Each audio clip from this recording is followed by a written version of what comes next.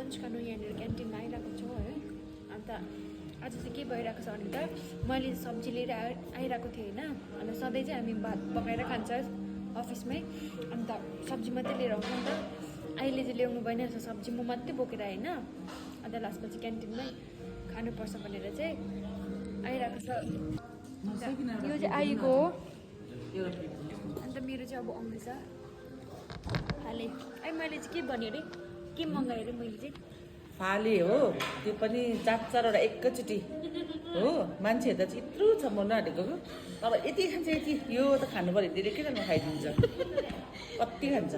त्यति साह्रो चाहिँ होइन ल, त्यति साह्रो होइन गाइस, म त्यति बेसी खाँदिनँ। भेज मात्रै खान्छु होइन, कम्ती खान्छु। चट्टा त कम्ती हो नि।